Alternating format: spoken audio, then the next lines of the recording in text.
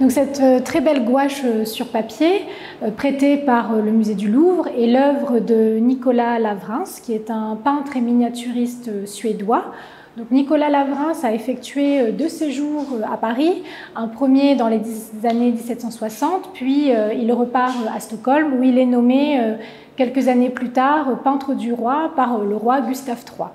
Puis il revient à Paris, cette fois-ci pour un plus long séjour, de 1774 aux premières années de la Révolution française, et il va rencontrer un très vif succès auprès d'une clientèle qui est amatrice de scènes de genre, scènes galantes, scènes de vie quotidienne, sous forme de tableautins ou de miniatures. Et Nicolas Lavrens, lui, il va exceller dans ce genre pictural et dans ces sujets de scènes de vie et de scènes galantes, puisque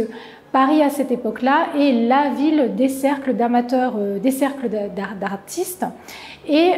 il va être reconnu notamment pour les détails avec lesquels il va retranscrire ces scènes de vie quotidienne. Et on retrouve ce procédé sur cette gouache sur papier qui s'appelle la leçon de danse. Et de par les détails, on reconnaît très bien qu'on est dans un intérieur plutôt néoclassique, puisque le goût pour l'antique revient à la mode dans la seconde moitié du XVIIIe siècle. On le voit notamment par ce décor de lambris aux lignes droites et symétriques, et également dans le piétement du mobilier, que ce soit ce tabouret ou cette table, où on retrouve ce motif de la colonne cannelée qui est issu du vocabulaire antique. Il retranscrit aussi avec détail les toilettes féminines à la mode, et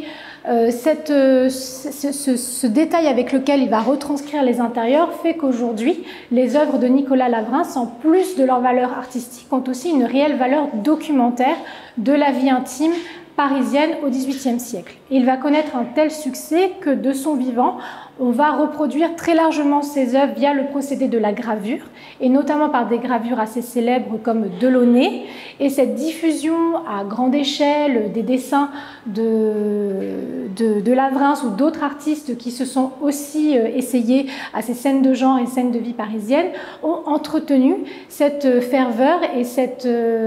admiration de l'étranger pour cet art de vivre à la française.